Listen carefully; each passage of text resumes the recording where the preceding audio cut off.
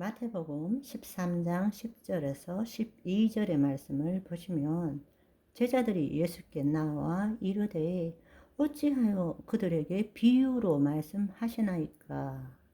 하나님 나라의 비밀을 비유로 말씀하셨기 때문입니다. 그럴 때 예수님께서 대답하여 이르시되 천국의 비밀을 아는 것이 너희에게는 허락되었으나 그들에게는 아니 되었나니 무릇 있는 자는 받아 넉넉하게 되되 없는 자는 있는 것도 빼앗기리라 말씀하고 계시는 것입니다.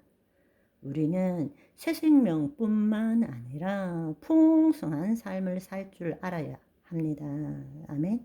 그런데 마귀들은 지금도 그의 통치권을 통해서 우리를 마귀의 통치 아래 두고 도둑질하고 있습니다. 우리가 깨어 있지 않는 상태에서는 몰래 우리의 생각을 훔치고 우리의 감정을 훔치고 우리의 말을 훔치고 우리의 행동을 훔침으로써 우리를 도둑질하고 죽이고 멸망시키고자 하고 있다라는 것입니다. 우리는 이제 깨어나서 하나님 나라의 비밀을 알고 누릴 줄 알아야 합니다. 하나님 나라는 영적 세계입니다. 보이는 세계가 아니라 보이지 않는 영과 생명인 말씀의 세계입니다.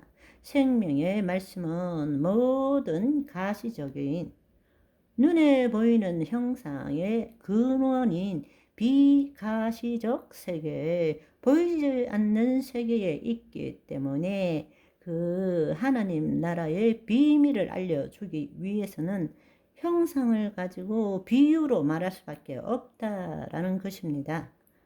영적 세계를 설명하기 위해서 우리가 말과 언어로 할 수밖에 없지만 그러나 언어와 말이라는 것은 그 자체가 모든 것을 나누고 분리시키는 것입니다. 생명이 아니라 개념일 수밖에 없다라는 것입니다. 따라서 우리가 그 말씀을 언어와 말로 할 때는 그 말씀은 지식과 정보가 되는 것이지 생명이 될 수는 없다라는 것입니다. 따라서 우리는 그 말씀을 통해서 영이요 생명인 하나님을 만날 줄 알아야 되고 하나님의 생명을 누릴 줄 알아야 한다는 것입니다. 그렇게 하기 위해서는 거짓자인 내가 그 말씀을 받아들이는 것이 아니라 내 혼이 자신의 몸의 종노릇에서 벗어나서 하나님의 영 안에 거할 때에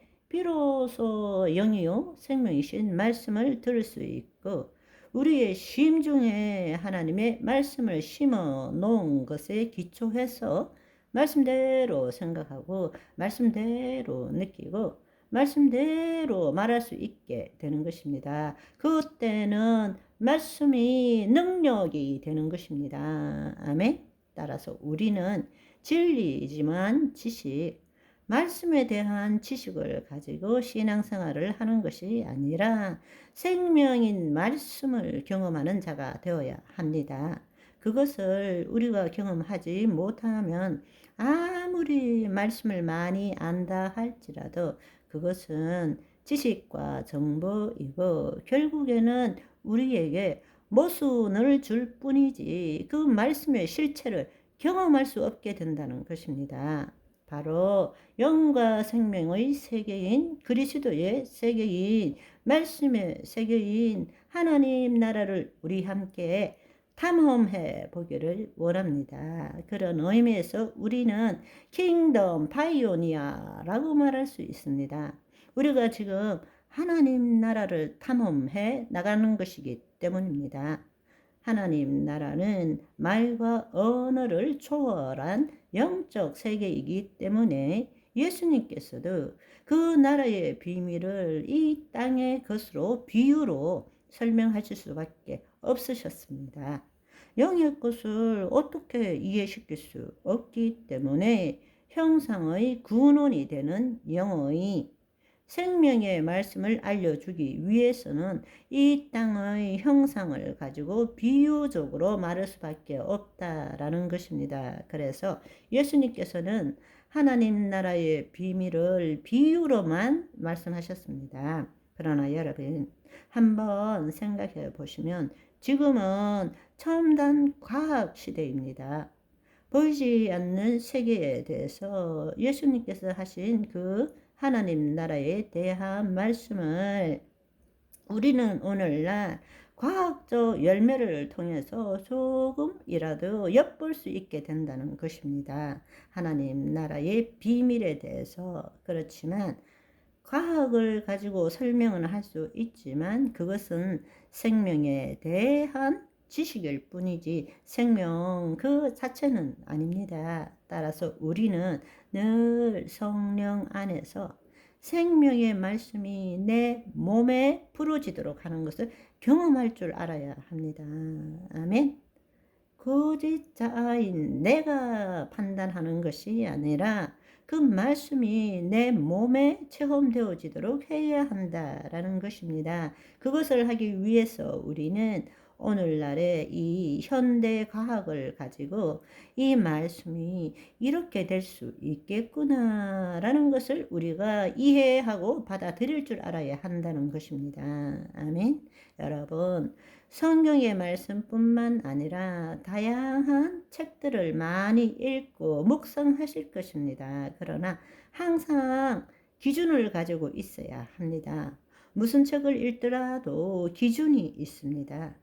첫째는 해 아래 새 것이 없다는 것입니다.